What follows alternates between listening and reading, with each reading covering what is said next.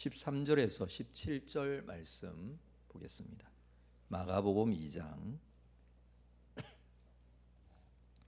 13절에서 17절 한 절씩 교독하겠습니다. 예수께서 다시 바닷가에 나가심에 큰 무리가 나왔거늘 예수께서 그들을 가르치시니라.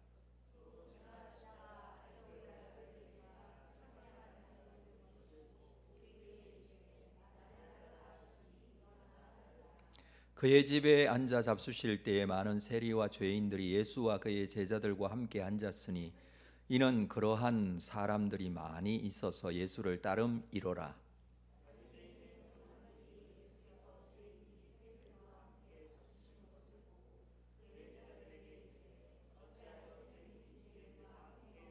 함께 읽습니다. 예수께서 들으시고 그들에게 이르시되 건강한 자에게는 의사가 쓸데없고 병든 자에게라야 쓸데있느니라. 나는 의인을 부르러 온 것이 아니요 죄인을 부르러 왔노라 하시니라. 아멘. 네, 주님 앞에 나온 여러분 모두 주의 이름으로 환영하고 축복합니다. 우리 한번 인사할까요? 은혜와 평강이 함께 하시기를 바랍니다. 이렇게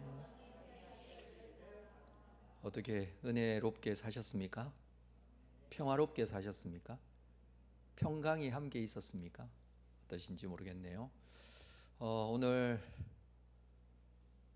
유튜브에 또 예배 함께 드리고 있는 분들이 계시던데 우리 권사님들이 아프신 분들, 감기 걸리신 분들 못 나오셔서 또 거기서 교제를 하고 계시더라고요. 누구 어디 아프냐고 그러시면서. 네, 한 주간 참 많이 날도 추웠고 또 여러 가지 일들이 우리 가운데 있었습니다. 참 은혜롭게 하나님의 평강을 가지고 산다는 것이 쉬운 것만은 아닌 것 같습니다. 그냥 두지를 않는 것 같아요. 어떻게 해서든지 좀 피곤하게 하고 힘들게 하는 것이 우리 인생에 살아가는 이 죄인 된 우리가 살아가는 과정 속에 있는 것이 아닌가 이렇게 생각을 합니다. 그런 와중에서도 우리의 시선을 흐트러지게 하는 환경과 상황 속에서도 이렇게 시간을 내서 주님을 향할 수 있는 시간을 가지는 것 정말 중요하다고 생각합니다. 오늘 주님을 바라보시는 시간 되시고 주께서 주시는 은혜가 있는 그런 시간이 되시기를 바랍니다. 네, 그렇게 되어지시기를 진짜 바랍니다. 네. 오늘 말씀 함께 먼저 나누도록 하겠습니다. 알페오의 아들 레위를 예수님께서 부르시는 장면을 오늘 말씀에서 기록하고 있습니다. 13절에 보니 예수께서 다시 바닷가에 나가심에 큰 무리가 나왔거늘 예수께서 그들을 가르치셨다라고 합니다. 자, 이 바닷가는 갈릴리 바닷가입니다. 마리 바다라고 되어 있지만 갈릴리 호수라고 할 수가 있겠죠. 1절에서 보면 가브나움 바닷가입니다.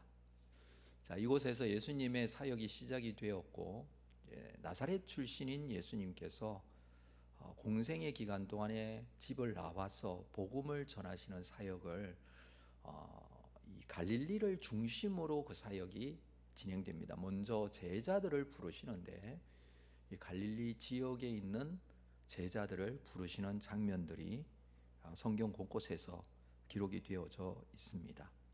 자, 이때에 예수님께서 기적도 행하시고 병도 고치시고 하시기에 많은 이들이 예수님께로 나왔고 예수님께서는 이들을 가르치십니다. 자, 14절 또 지나가시다가 알페오의 아들 레위가 세관에 앉아 있는 것을 보시고 예수님께서 세관에 앉아 있는 알페오의 아들 레위를 보셨다라고 합니다. 알페오의 아들 레위, 레위는 사람 이름입니다. 지파 이름이 아니고 사람 이름을 말하는 것입니다. 레위가 세관에 앉아 있었다. 이 세관은 가버나움 세관입니다. 가버나움 세관은 갈릴리 세관 중에 큰 세관에 속했습니다. 갈릴리에 들어오는 모든 물품들을 관세를 붙이는 그런 곳이었습니다. 그리고 이곳에는 로마 군인의 군대의 주둔지이기도 했습니다. 그래서 가끔 예수님께서 갈릴리 선교를 행하시는 중에 로마 군병 혹은 백부장 뭐 이런 표현들이 나오기도 하죠. 갈릴리 지역에서 중심적인 역할을 했던 지역이 가버나움이었고, 예수님께서 갈릴리를 중심으로 선교 사역을 진행하시는 데 있어서 어떤 이 가버나움이 어떤 선교의 어떤 본거지라고도 할 수 있을 정도로 이곳에서의 사역이 굉장히 많이 기록되어 있습니다. 베드로 안드레의 고향이기도 하죠. 이곳에 베드로 안드레의 집도 있었습니다. 당시에는 가버나움의 인구가 15,000에서 한 2만 명 정도 되었다고 해요. 이 정도 숫자가 어느 정도의 도시를 말하는지 우리가 잘 감이 오지 않지만, 이스라엘에서 가장 큰 도시가 예루살렘이죠. 그때 당시에 한 7만 명 정도가 되었다고 합니다. 그걸 따지면 지방에 있는 2만 명 정도의 도시는 굉장히 큰 도시라고 할 수가 있겠죠. 자, 이곳에서 세관에 앉아 있는, 가버나움 세관에 앉아 있는 세리를 예수님께서 보셨습니다. 이것은 그냥 단순한 그런 사건이 아니라고 할 수 있습니다. 세리라고 한다면 그 당시에 유대인들이 깊이 대상 1호라고 할 수가 있겠죠. 예수님께서는 그래도 사람들을 가르치는 선생, 랍비라고 할 수 있습니다. 곳곳에서 랍비여, 라보니 뭐 이런 표현들이 나오는데, 유대인의 랍비인 종교 지도자 또는 종교적인 교사라고 하고 있는 예수님이 지나가시다가 세리를 만나면 보통 랍비들 입장에서 또는 경건한 유대인들의 입장에서는 그 사람을 보지도 않고 그냥 지나갑니다. 세리들은 그 당시에 매국노 혹은 죄인 취급을 했기 때문입니다. 이들은 로마에 붙어서 세금을 걷어내기 위해서 같은 민족을 착취하고 있는 사람들이라고 할 수가 있겠죠. 정상적으로 걷는 세금이 두 가지 종류가 있었는데, 정세, 관세 이런 것들입니다. 또 정세만 해도 세 가지 종류, 인두세, 토지세, 소득세. 인두세는 사람의 머리에 따라서 매기는 세금. 12세부터 65세까지는 무조건 세금을 내야 합니다. 토지를 소유하면 토지세를 내고, 소득이 있으면 소득세를 냅니다. 그리고 관세도 따로 붙였습니다. 그리고 정세는 로마 정부에 들어가는 세금이지만, 이 관세는 주로 로마 정부에 들어가는 세금이 아니고 세리들 주머니로 들어가는 세금이라 할 수 있습니다. 뭐 통행세라든지 마차세라든지 마차의 바퀴에 붙이는 뭐 바퀴세 이런 것들도 있었다고 합니다. 물고기를 잡으면 물고기세도 내야 했습니다. 세금을 철저하게 받기 위해서 이 세리들은 지역의 조폭이라든지 깡패들과 연관되어 있을 수밖에 없었습니다. 그래서 그 당시 유대인들은 세리를 만나면 사람 취급도 하지 않고 상대하지도 않고, 또는 법정 증인으로 세리를 세우지도 않았습니다. 물론 판사가 될 수도 없는 것은 불구하고 우리 증인도 될 수 없었다라고 했습니다. 이렇게 인간으로 취급해주지 않았고, 이들은 유대인이 늘 피해 다니는 그런 사람이었습니다. 그런데 예수님께서 세관을 지나가시다가 세관에 앉아 있는 이 레위를 보십니다. 자, 보다라는 에이도라는 헬라어 단어는 주목해서 보다라는 뜻이에요. 슬쩍 보다가 아니라 빤히 계속해서 그 사람을 보고 있는 겁니다. 그냥 보는 것이 아니라 주의 깊게 보는 것을 의미하죠. 자, 이것을 보고 어떤 신학자는 이런 말을 했습니다. 예수님은 세리였던 레위 안에서 위대한 전도자 마태를 보았다. 그렇습니다. 레위는 이후에 이름이 마태가 됩니다. 마태복음을 기록한 예수님의 제자입니다. 세리였던 레위에게서 이후에 마태가 된 모습, 그 모습을 예수님께서는 지금 보고 계시는 것입니다. 마태라는 이름의 뜻은 하나님의 선물이라는 뜻입니다. 그런 하나님의 선물처럼 굉장히 소중하고 중요한 전도자가 됩니다. 물론 지금 당시는 사람들에게 미움받고 그 누구도 인정해 주지 않는, 그저 돈 벌어먹기 위해서 민족도 저버린 그런 세리의 입장, 모든 사람들이 죄인이라고 취급하는 그런 사람이었지만, 예수님께서는 그를 보시면서 제자 마태, 전도자 마태, 마태복음을 기록한 마태, 이 마태복음은 유대인을 위해서 기록한 복음서입니다. 사실 마태 입장에서 본인이 세리가 되어서 민족으로부터 이렇게 배척을 당하고 미움을 당하고 죄인 취급을 받기는 했지만, 그래도 미움을 받고 버림을 받을 때에 그가 가지고 있었던 유대인에 대한 생각이 어땠을까요? 경멸 혹은 저주하고 싶은 그런 대상일 수도 있습니다. 그럼에도 불구하고 그는 이 유대인들을 위해서 복음서를 기록합니다. 그래서 마태복음의 기록 목적이 유대인을 위한 기록 목적이라는 사실을 마태복음 읽어보면 잘 알 수 있습니다. 많은 사람들에게 손가락질 받았던 세리였지만 예수님을 만나고 그는 제자로서의 변화된 삶을 살게 된 것입니다. 유대인의 왕으로 오신 예수님, 유대인의 메시아인 구세주로 오신 예수 그리스도의 생애를 마태복음에서 기록을 하고 있는 것이죠. 이 마태를 예수님께서 지금 세리 레위에게서 보고 있습니다.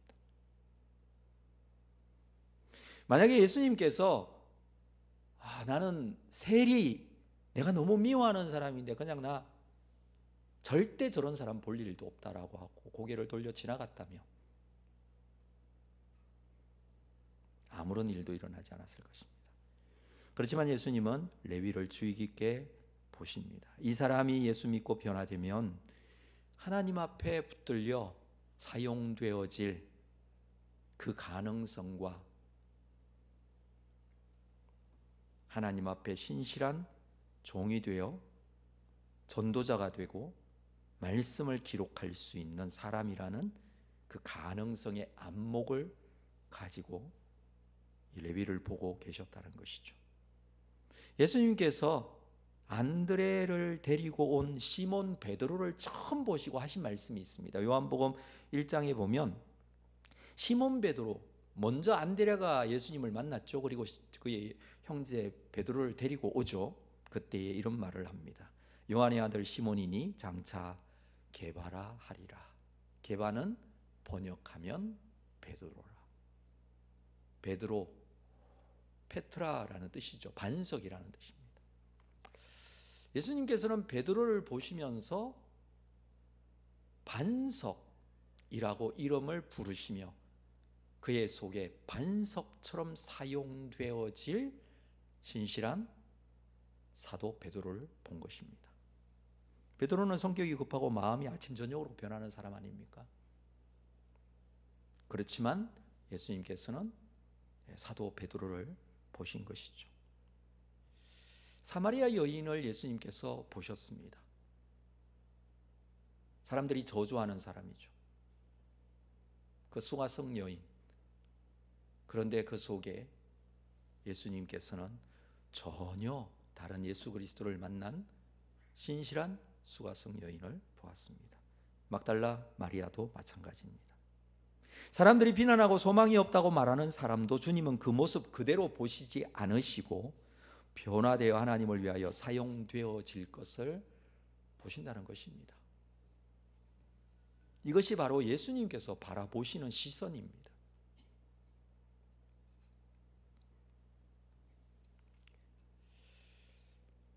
피렌체에 세워진, 성당에 세워진 다비드상이라는 조각이 있죠. 여러분 잘 아실 것입니다. 다윗상이라고 하는 그 다비드상의 조각의 크기가, 높이가 한 5m 정도 됩니다. 무게가 한 6톤 정도 된다고 합니다. 자, 이 다비드상을 미켈란젤로가 조각하게 되는데, 조각하게 된 경위를 찾아보면 사실 이것을 많은 사람들과 이 의회가 계약을 하고 좀 진행할 수 있도록 그렇게 했었는데 많은 사람들이 실패하게 돼요. 젊은 조각가였던 당시 26세 정도 되었는데 이 미켈란젤로가 이 다비드 상을 머릿속에 그림을 그리고 수십 년 동안 방치되고 버려졌던 대리석 그 덩어리를 깎아냅니다. 한 3년에 걸쳐서. 그것을 실제로 본, 지금까지 전시되어 있는 그 상을 실제로 본 사람들은 그 모습에 굉장히 압도를 당한다고 하죠.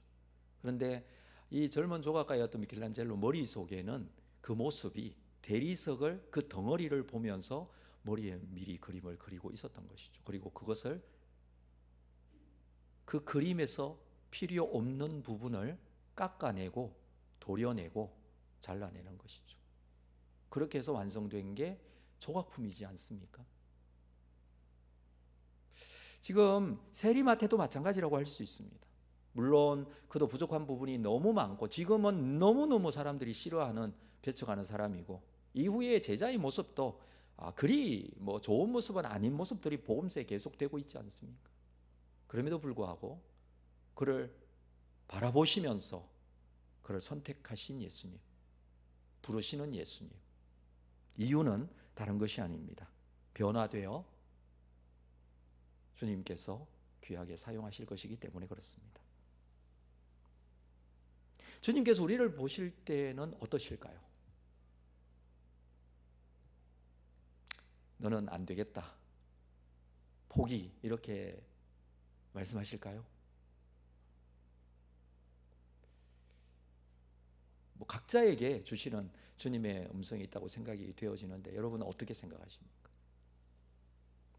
지금은 연약해 보이고 부족해 보이는 내가 아니라 주님의 신실한 제자로, 종으로 사용되어질 주의 일꾼, 그 모습을 주님께서는 보실 것입니다. 이 사실을 믿으시기를 바랍니다. 제가 20대 때 참 부족하고 이 연약한 모습을 참 가지고 있었던 그때의 기억이 떠오릅니다. 근데 주님께서는 저를 보시고 부르셨어요. 크든 작든 주님께서 사용하십니다. 주님께서는 계획이 있으시고 그래서 바라보십니다. 여러분, 주님의 시선이 느껴지십니까? 주님은 지금도 우리를 보고 계십니다. 주님께서 레위를 보시고 말씀하셨습니다. 14절 하반절에 보시면 그에게 이르시되 나를 따르라 하시니 일어나 따르니라. 보신 후에 말씀하신 것은 나를 따르라 라는 것이었습니다. 예수님께서 뭐라고 말씀하셨습니까? 내가 곧 길이요 진리요 생명이다, 나로 말미암지 않고는 아버지께로 올 자가 없다고 하셨습니다. 그 말씀하신 예수님께서 나를 따르라 라고 하셨어요.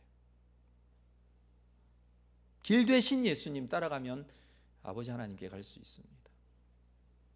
진리이신 예수님, 생명이신 예수님, 그분 만나 그분 따라가면 영원한 생명이 있고 주의 귀한 일에 쓰임받을 수 있습니다. 그분이 진리이시고 그분이 생명이십니다. 그분이 구원이시고 소망이십니다. 그분이 말씀하십니다. 나를 따르라. 레위인 마태는 예수님을 따라 나섰습니다. 물론 예수님 그 당시에 기적도 행하시고 많은 사람들에게 감동적인 가르침을 하시고 유명해지기도 하셨지만, 여러분, 세관에 앉아 있는 이 사람 나를 따르라 라는 이 한마디 듣고 따라 나선다는 것은 그리 쉬운 일은 아닙니다.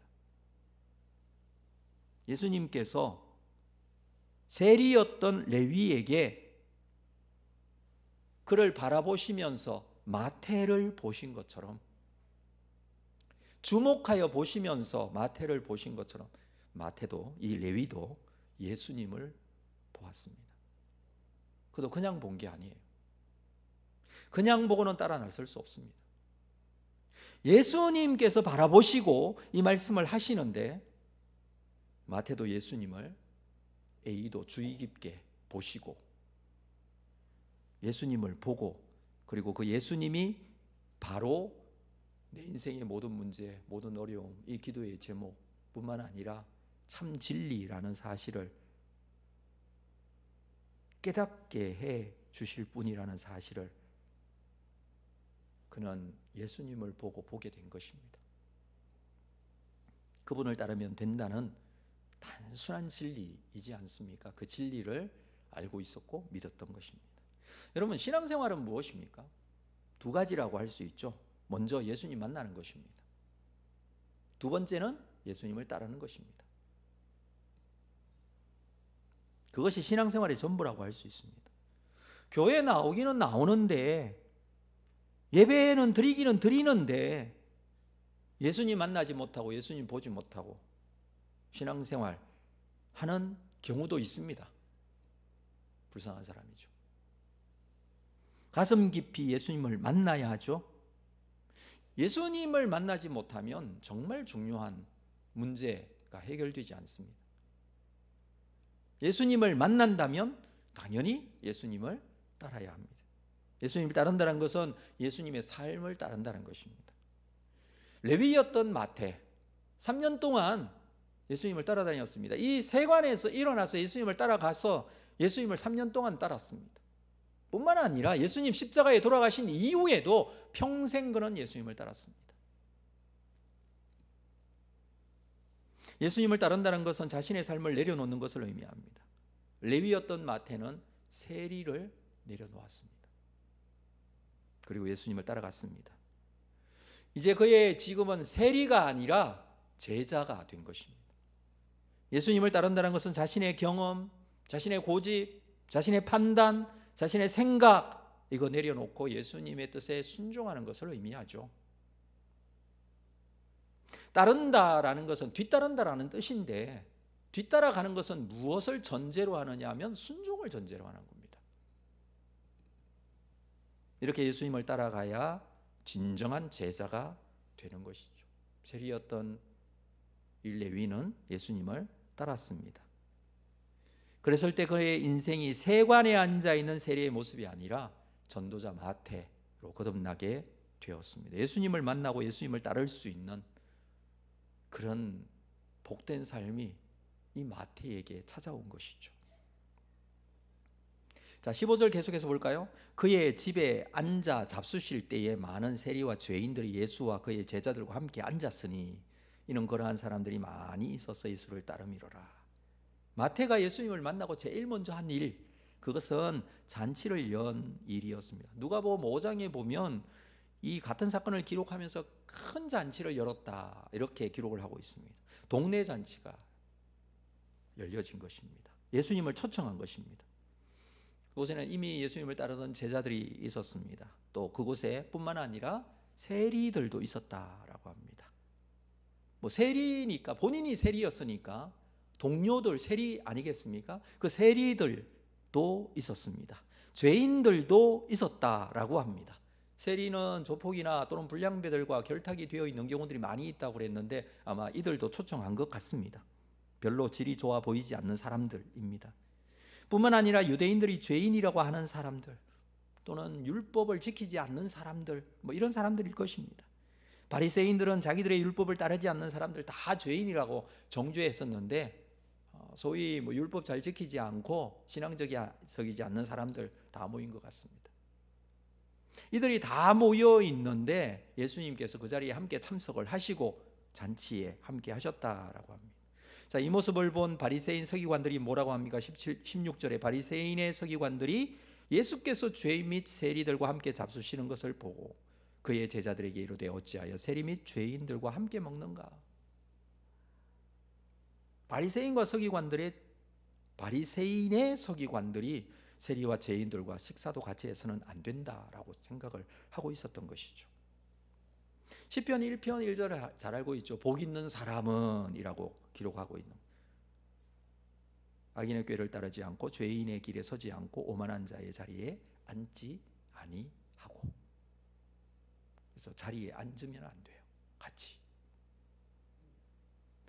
우리 주님께서는 죄인들과 함께하여 은혜를 베풀 때에 그들이 회개하게 된다는 사실, 그 사실을 깨닫게 하기 위해서 그들과 오히려 함께하고 계십니다. 이렇게 질문하고 있는 이들을 향해 예수님께서 뭐라고 대답하십니까? 17절에 말씀하시죠. 건강한 자에게는 의사가 쓸데없고 병든 자에게라야 쓸데있느니라. 나는 의인을 부르러 온 것이 아니요 죄인을 부르러 왔노라. 왜? 이 죄인을 부르러 왔다는 여기에 누구도 포함되어 있습니까? 레위인 마태도 포함이 되어 있습니다. 우리가 말하는 의인이다 죄인이다 라는 것은 다 상대적이죠.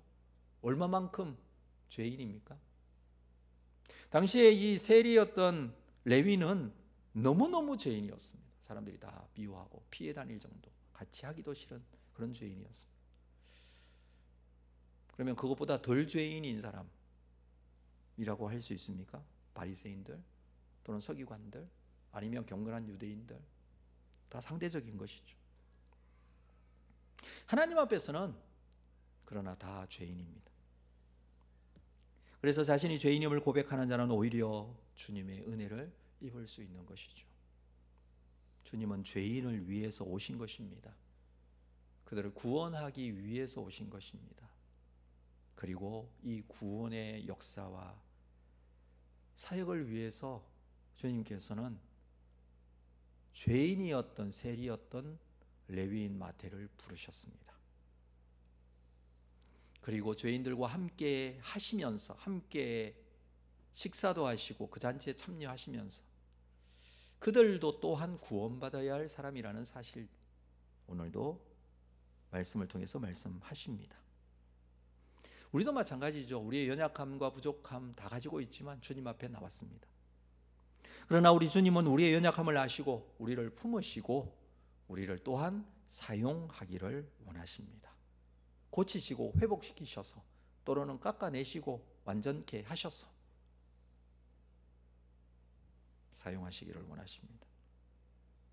주님께서는 오늘도 세리를 보셨던 것처럼 그 레위를 보셨던 것처럼 우리를 바라보십니다. 우리 속에 하나님 앞에 쓰임 받을 수 있는 그 모습을 보고 오늘도 말씀하십니다. 나를 따라오너라. 사랑하는 성도 여러분, 오늘 우리가 주님의 이 음성을 들었으면 좋겠습니다. 주님께서 우리를 보시는 그 시선과 또 우리 또한 주님을 향하여 바라볼 수 있는 영적인 시선이 있었으면 좋겠습니다. 이것을 통해서 주님의 역사는 새롭게 시작될 것입니다. 하나님께서는 사랑하는 주의 백성들 한 사람 한 사람들을 통해서 이 놀라운 하나님의 일들을 감당케 하기 위하여 때로는 부르시고 때로는 찾으시고 때로는 말씀하시고 때로는 놀라운 일들을 보여주시기도 하시면서 하나님의 일에 동참하게 하십니다. 오늘 우리가 이 자리에 있는 것도 우연히 이 자리에 있는 것이 아니라고 생각합니다. 주님께서 주시는 말씀인 줄 알고 듣고 또 하나님 앞에 거룩하게 쓰임받고 그리하여 주의 나라가 하나님의 백성들을 통해서 이루어 가시는 그런 놀라운 은혜의 역사 우리에게도 있게 되기를 주의 이름으로 축복합니다. 기도하겠습니다. 하나님 아버지, 이 밤에 다시 한번 주의 음성을 들었습니다. 세리였던 레위를 부르시면서 주시는 이 말씀이 나에게 주시는 말씀인 줄 압니다. 우리도 주님의 음성을 듣고 주님의 부르심에 응답할 수 있는 그런 귀한 은혜가 있도록 오늘도 우리의 마음과 생각과 우리의 모든 영적인 감각들을 열어 살아계신 주님께 나아가기를 원합니다. 오셔서 우리를 붙잡아 주시옵소서. 꼭 붙잡고 역사하여 주시옵소서. 함께 하실 것을 기대하며 예수님의 이름으로 기도합니다.